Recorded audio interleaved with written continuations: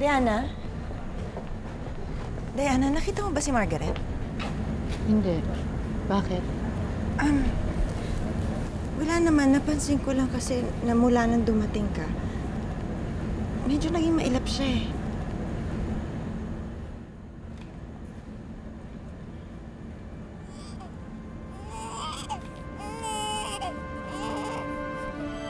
Si Elizabeth yun.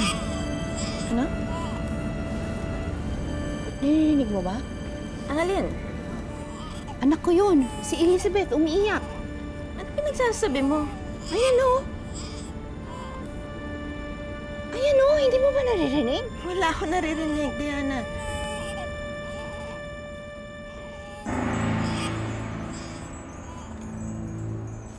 Diana? Elizabeth!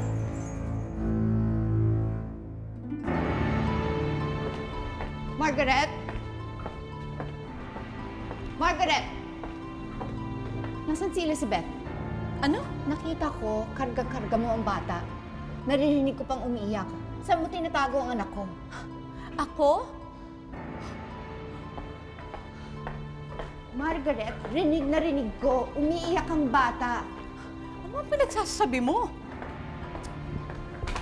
Nasaan ang anak ko? Narinig ko, umiiyak yung bata. Tinatago mo siya eh. Kaya na pwede ba tigilan mo na to? Nababaliw ka na ba? Anong kaguluhan ito? Ano yun? Tinatago niya po yung anak ko. Nakita ko at naririnig kong umiiyak yung bata. Tinatago niya si Elizabeth. Tumigil ka! Sige na! Balis ka na rito. Patay na ang anak mo. Hindi patay ang anak ko. Buhay siya. Narinig kong umiiyak at tinatago ni Margaret.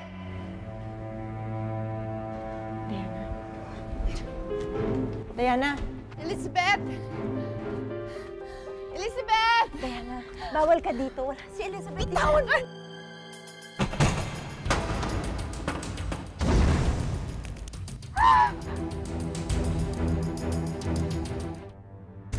Tulong!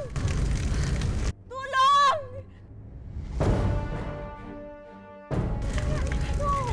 Tabi kayo! Tabi kayo! Ano yun?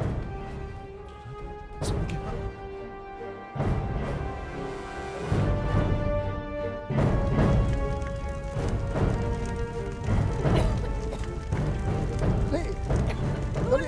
Kumuha kayo ng fire extinguisher! Bilisan nyo!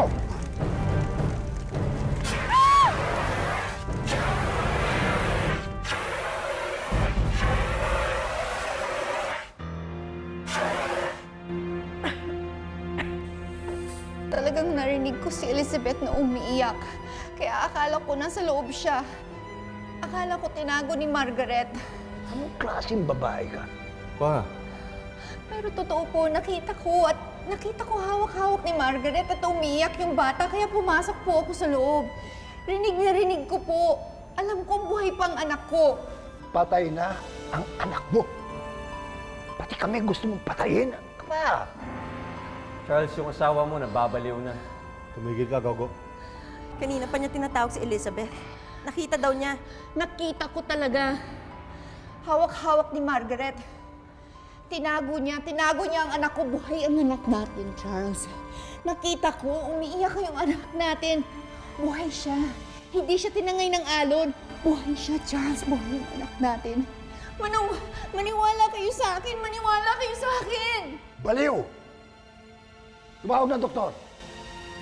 Sira na ulo nitong asawa mo. Hindi ako baliw! Narinig ko talaga! Narinig ko, nakita ko, Charles! Nakita ko buhay ang anak natin!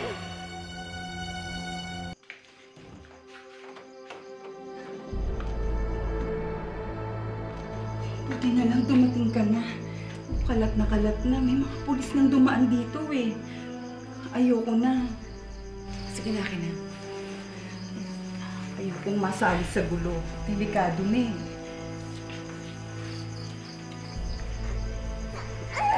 Masyado nang lumalaki ang gulo. Baka matutuloy yung bata rito. Alam ko pong buhay ang anak ko. Balik niyo po sa akin. Maawa po kayo. Mahal po siya. Sa puso ko, alam mo kung buhay si Elizabeth.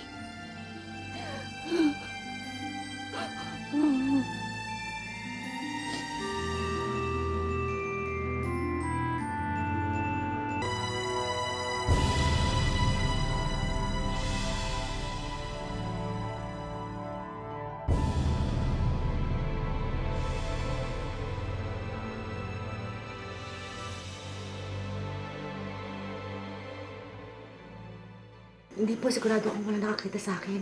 Nakuha mo na rin lang naman ang pera mo, kaya umalis ka na dyan. At tandaan mo, ayoko makita kailanman ang pagmumukha mo.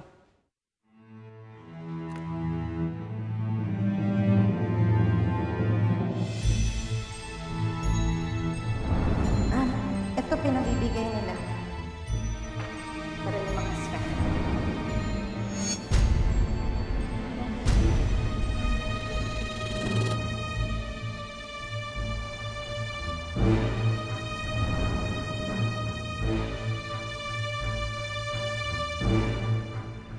Ma'am Dayan. Ma'am.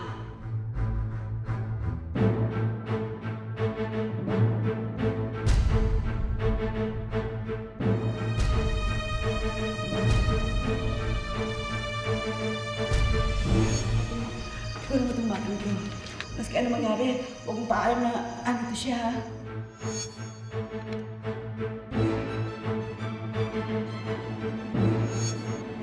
Ma'am Diana? Vitamins na to eh. Ako nga nagbigay niyan, pero kung gusto niyo, kunin niyo na at pakita niyo sa laboratory para makasiguro kayo. Nanininig mo ba? Alex! Anak ko yun, si Elizabeth, umiiyak.